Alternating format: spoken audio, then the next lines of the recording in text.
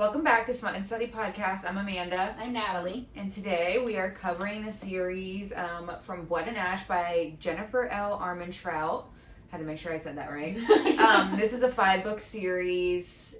Really good series. If you liked ACOTAR and Throne of Glass and Crescent City, this is pretty much a close runner-up. Yes. It pretty much says that it's perfect for fans from that like Sarah J. Maas. So perfect. This one fits the criteria. Especially for us. And there's a 6th book coming out this month. Yeah, September 23rd. So this is why we chose to do this whole... We're going to talk about the whole series today, not in one episode, but this is why we chose this, because now it's going to be a challenge for me and Natalie, because the minute that book comes out, we're both going to be like, we have to read it so we can update. We knew this would be perfect because, we post an episode a week. It'll take us to where we need to go. Yes. And it'll be perfect. Yeah. This was definitely... This series I read once I finished my Sarah J. Maas journey. Shane's sister Danielle was like, you're going to come off of like... basically a reading high of Sarah J. Maas, and so she was like, this is probably like the closest series, and I was still just starting my reading journey, and so she actually gave me all of these books, and I could not put them down like at all. So definitely 10 out of 10 would recommend if you are coming off of like Sarah J. Maas, or if you read Sarah J. Maas years ago, and you really want to try. I read that, and then she's like, oh, you're going to need something to read better, after that, because you're going to be in, a huge reading slump, which I was, but me, after reading all those books, and, I haven't read in, a long time, so I just was like, I think I need a book that's, this big, and then I will dive into this. So I recently just read these books, probably, in April, I think I started. It's been well over a year for me. I think the end of 2023. Oh, yeah, that seems like a long time. Yeah. But, it's nice, though, that she read them, because then while I'm reading them, I always, text her, and I'm like, I think this person is this person. And she's like, I can't tell you. I know. And I'm like, well, that answered it. I know. I, don't know how to respond. I'm like, eh. But I also love it because I feel like when you say stuff about the books, and I'm like, I'll get, a flashback. I'm just like, oh, yeah. It helps me remember. Just because by now I've read a lot of books, and so sometimes I'm just kind of I know how things happen, but when she's actively reading and talking about them, I'm just reliving. I'm like, oh yes, I remember how happy I was during this scene or whatever. So pretty much this book, obviously we're not going to go through the whole thing because she's thick, pretty much all the fantasy books that we read. They're all. This is about a girl named Poppy who, her full name is I can never say the name. It's not Penelope, but it's Penelope. With a double L. So Poppy is her name for short. Yeah. She pretty much is a prisoner. Yeah. She's what they call a maiden. Yeah, a maiden. You can't you're the chosen one pretty much, and you can't have sex. You have to be pure, and then pretty much with everything. Yeah, you can't even reveal your identity, so pretty much she walks around in, a veil all the time. But she's a secret badass, because what is a fantasy book without a badass main character? A badass bitch. Yeah, so, she also, she's this maiden, and nobody knows, her true identity, but then she also, likes to fight, and she trains with, this guy, Victor, who is not her dad, but kind of like her dad. Father figure. So, yeah, this is about her story of, her point of view being the maiden, but also wanting to have a life outside of the maiden, because she didn't get a choice. Yeah. She, wants it, but she feels guilty every single time she, wants it. And I really loved, initially off the bat, the description of, how she looked and stuff, because it's, she's often, completely covered up, but she has, freckles, and she has, red, beautiful red hair, and, you can just tell, the contrast and, her just, hiding her identity with, her features and stuff, and then she also has a scar on her face, which, in, the first part of the book, she, thinks in her head that makes her, ugly, she thinks she's not, pretty and stuff, and you're just girl, you're probably gorgeous. Yeah, I just, by the descriptions, I know that, you're stunning and stuff. And, it's funny, too, because pretty much in, the opening thing, you get described like what she is, but she's Yeah. out at like a brothel. Yeah. Hidden in like an identity. She like stole a cloak from someone, Yeah. and she's at a brothel because she like felt like, oh, like I need to live like a life that other people live. She ends up going to this brothel, and then she sees the Vitker guy that is like her dad. Yeah. And she's like, oh shit, like I can't have him see me here because then he's gonna like tell on me or whatever to the, what's his name? The Lord or whatever. Yeah. Who's a piece of shit, low key.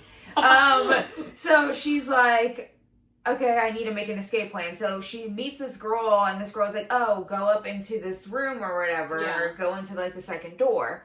So she goes up into the second door thinking that this room is going to be empty, and there's this, of course, beautiful male in there, and she's kind of like taken off guard. And he was taken off guard too. This coat that she stole is from this lady, and apparently this guy that she runs into was hooking up with that lady. So he thought it was her because of the cloak that she was wearing. Yes. So pretty much like they're like talking or whatever, and she doesn't want to say anything because now she's like thinking sorry, it's hard to explain. He thinks that it's the lady that normally wears that cloak. So she's not saying anything, and he's like getting curious. Yeah. He's like, okay, what the hell? Like, what's going on? Why are you not saying anything?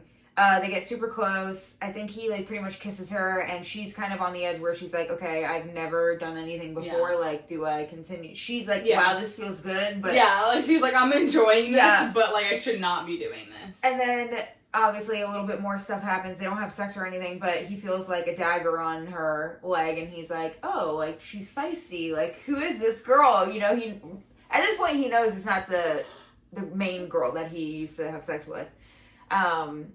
So they almost like do more stuff, but then he gets taken away, and then he like is super intrigued by her, and he's like, oh, wait for me here. Yeah. And by now he obviously knows that it's not like the same same lady, the same girl in the cloak or whatever, but you know, he wants to know who she is. So little Penelope was like, or oh my god, not Penelope, Poppy. She pretty much was like, oh yeah, I'll wait for you. And like a part of her was like, should I wait for him?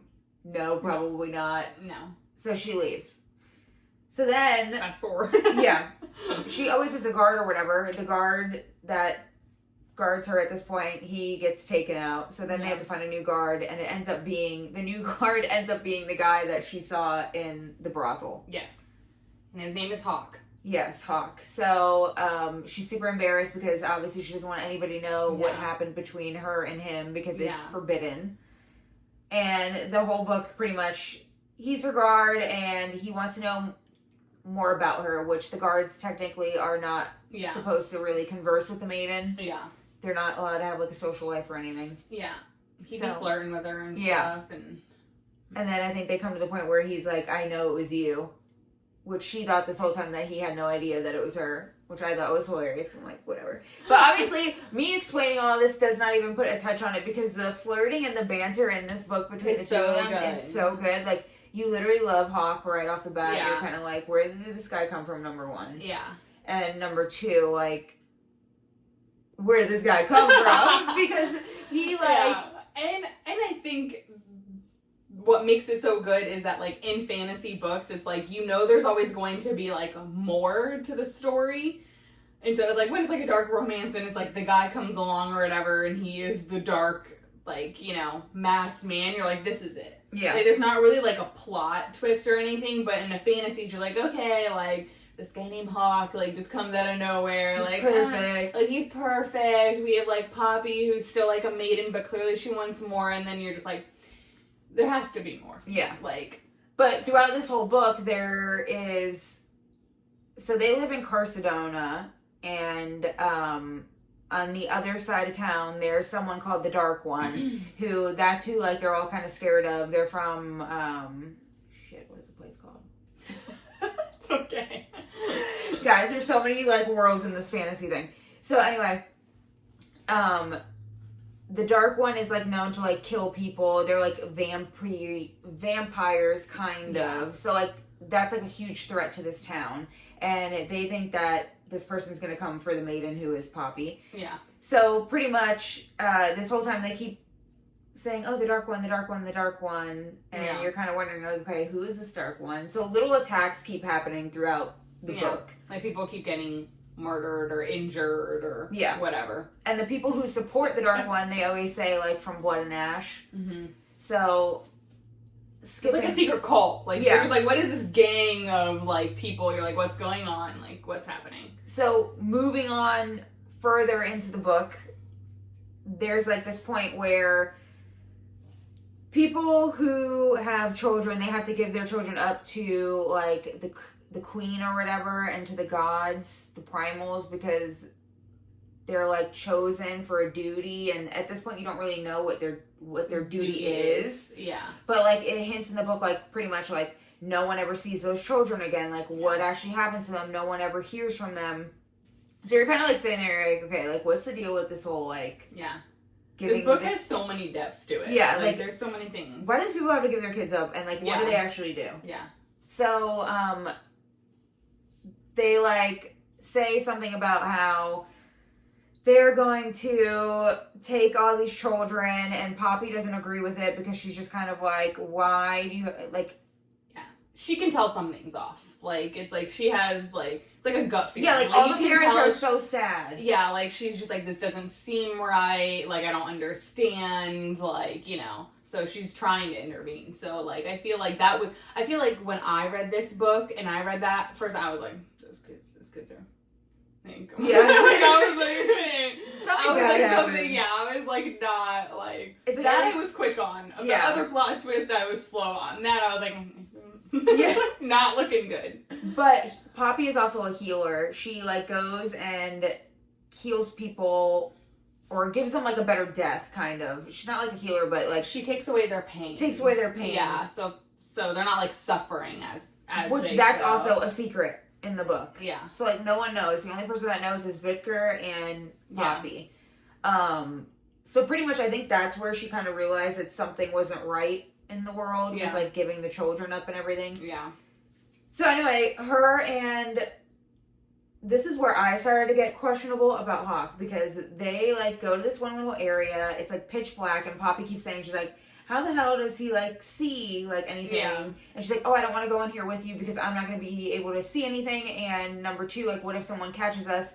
We're not supposed to be together. Like, and he's like, oh, I could hear really well. Like, I'll hear if someone comes. So I'm like, you could hear good. So then they're, like, in this little, like, willow tree type of thing. And it's pitch black in there. And they're, like, sitting next to each other. And she's like, he's like, oh, I love your smile. And she's like, how could you even see me? I can't even see you.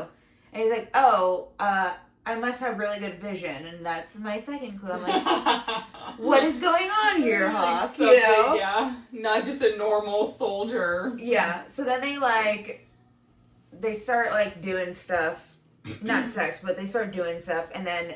we like it. Yeah, we like it. It's good. It's fine. She almost lets him have sex with her. But then they kind of get disturbed. Yeah. And a whole bunch of shit goes down. The castle starts, like... going to shit. The Lord, that's the piece of shit that was beating her. Sorry guys, it's very hopping all over the place, but we can't get too much into it. Yeah. He ends up dying. Yeah. So then, like I said, everything's going to shit. Victor tries to help save Poppy. He ends up dying. Sad. And Poppy's super upset because Poppy's like, oh my god, this was like my father figure and blah blah blah. And when he died, he pretty much was like, oh, I failed you. Yeah. Because he, like, did protect her or whatever.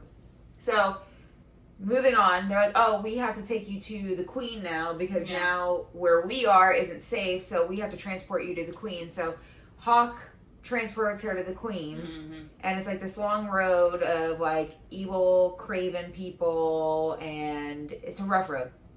Moving on. So... You're like, shit goes down. You'll read about it if you haven't read it. I'm just so excited to get to the part that... I know. I was like, I was thinking the part that you talked is like, yeah. So pretty much they, like, go, they're at this, like, little cottage place. They all know who Hawke is. Yeah. And she's just kind of like, oh, that's kind of weird. That's like, odd, how do all these people know who he is? They're, like, together. They end up having sex. And in this sex scene, he literally says, he's like, are you sure you want to do this? I don't I don't want you to regret it. And she's like, no, like, we could do it. They do it. And he goes, I hope you don't hate me tomorrow. Yeah. Or something. So then I was like, bro, what the... Yeah, and I'm like thinking, I'm like, what is that? My radar. They're Yeah, going off. like stinging, something stinging. Yeah. I don't know what it was, but something was. I was like, so that sucks. She's, okay. And, like, the best part is, like, she doesn't even think of anything about it. I think she more thought, like, oh, he doesn't want me I think, like, just wake up and regret it, you know? Yeah, it's like how you do things, like, at night, and then you wake up and you're like, I shouldn't have done that. Yeah, because it's like she didn't want to be the maiden, but then she's still on the edge of, like, yeah, what's going to happen to me if I disobey from this? Yeah. So, he gets called to, like, a meeting, and then one of the guards is, like, outside the room, and he's kind of like, hey, like, I think something's up here. Like, something's really weird. Yeah. I'm getting weird vibes. I'm getting weird vibes. Hawke's best friend, Kieran. Love Kieran. He pretty much, like, hears it. So good. Then, like, they try to escape, and then there's things called wolven, which is pretty much just like a wolf. So it's a human that shift shapes into a wolf. Yeah. So, that's when she realizes that, oh shit, these people aren't normal. Yeah. They're wolven, and now she's, like, fighting them off or whatever, because they killed the one guy that's on her side. Yeah. And then that's when she realizes that Hawke is no longer Hawke. Hawke is Castile Denier, the Dark One. Yes. And hence the title, From Blood and Ash. Yes. So all the people who were always like, oh, from Blood and Ash, they were like saluting Hawke, pretty much. So Hawke is from Blood and Ash. So good. Castile. Yeah. But, like, the best part felt so bad, though, like, when I remember she found out, and it was just, like, her whole world, like, you know what I mean? Because it was like she gave everything to him the night before, you know what happens. But like, and then she was just like, oh, like, I just felt like that scene was so, like, intense. Like, reading it, I was just like, God, I feel so bad. And she probably put two and two together. She's like, oh, now I know why this motherfucker said, don't hate me tomorrow. Yeah. You know? And then she, like, even reading it, like, her thought process was clearly like, I'm so stupid, like, I'm just a stupid, you know what I mean? Yeah. Like, I'm just some dumb girl who just let him, you know, like, clearly that wasn't the case, but, like, in her mind, I'm sure she was like, this guy just, like, got in my pants, you know, the night before, and, like, didn't give a rat's ass about me, you know? Yeah, typical jerk. Yeah. So, but that wasn't the case. That was, and I knew, so I kind of just knew that Castile and Poppy were from this book, just from, like, things that I seen online. Yeah. So, like, this whole time that I'm reading the book, and, like, Hawke, like I said, I, like, got the thing where he has better eyesight, he has this, and blah, blah, blah. You just kind of knew. I, like, knew. That's when I texted Natalie, and I'm like, is Hawke Castile? And she's like, I don't know. But it's also funny, too, because she realized who he was, because then when he, like, fully smiled, she saw his fangs, and she's like, oh, my God. Like, oh, yeah, and that's why you could see and hear, you know, in the dark and all that sorts of stuff.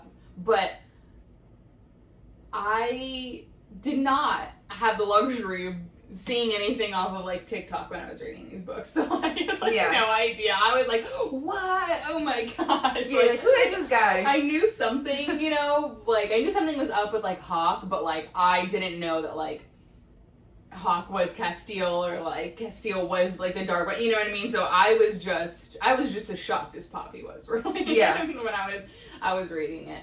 But, I mean, once this scene was very intense, but then she, like, starts running or whatever, like, trying to escape, like, and it's snowing out right after, like, she finds out who he is, and then this is, like, the one main thing that I can remember from this entire book when we were laughing about, before we even started filming, because I was like, listen, I was like, it's been so long, like, I know the gist of it, I just don't know, like, the major details and stuff, but he basically, like, obviously, like, he's way faster than, like, she is. So, like, basically, like, tackles her to, like, start fighting or whatever, but then they just start having sex in the snow. And, like, I don't know why, but that was just, like, the one thing that I just never forgot from this book. And that scene was great. Like, it was just perfect. I also laughed, too, because right before that happened, like, he catches her. She tries to leave. He catches her, and he's like, you're an idiot because, number one, it's freezing out here. Yeah. You already saw all the evil things out in the forest. Yeah.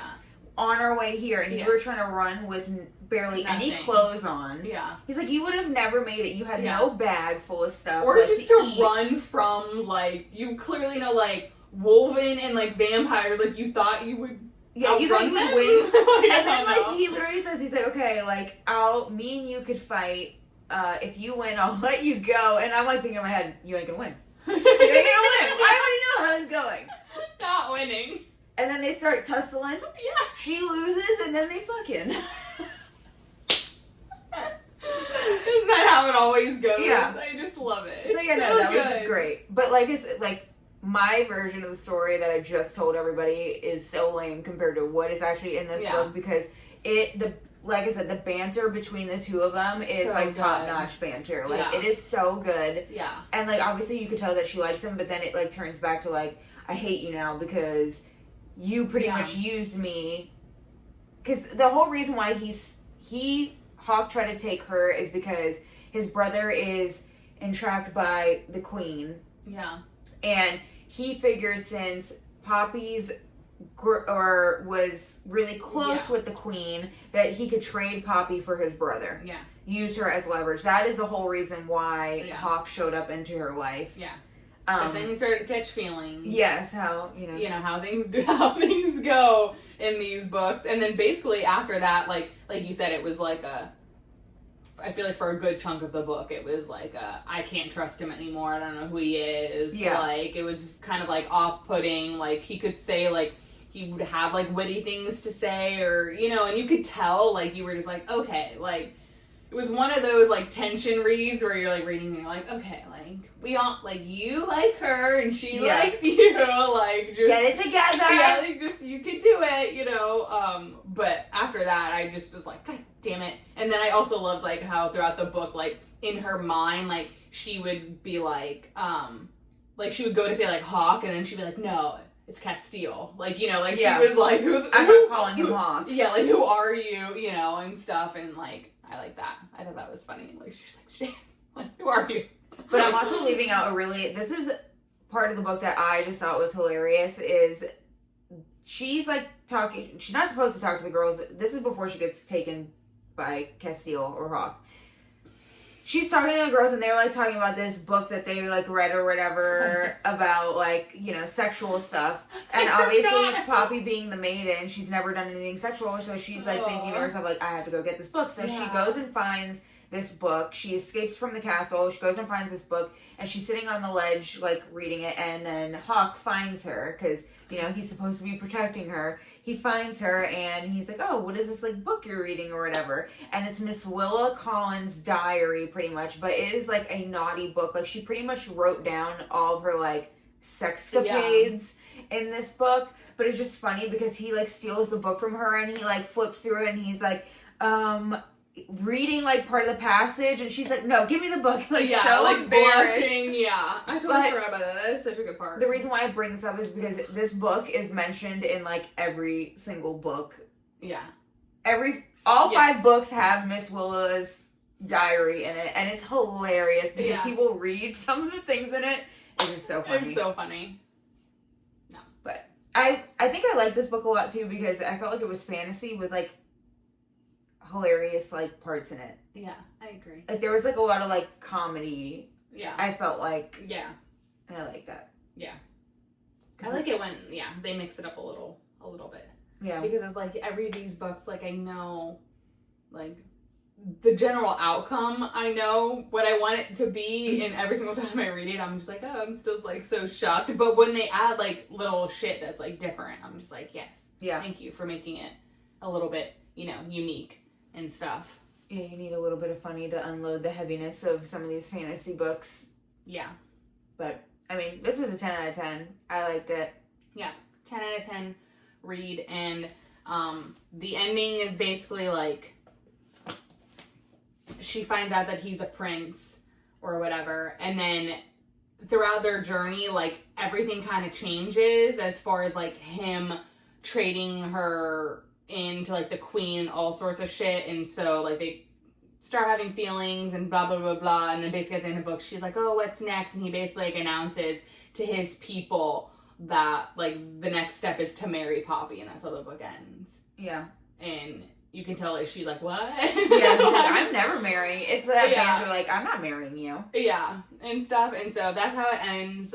Clearly we left out a lot of stuff, but if we talked about the whole book, then we'd be here for hours. Oh, God. We'd be here for hours. But 10 out of 10 recommend. Definitely a 5-star. I'm pretty sure I gave, if not all of these books, most of the series, 5 stars, I think. Yeah. I always feel like I rate the first book a little bit lower because it's always the story building in the first book, and I'm like, okay, yeah, it's good, but it needs more, like, 10 out of 10 action. But yeah, no, really good. 10 out of 10 for sure. Well, tune in next time for another rendition of the second book. Thanks. Bye.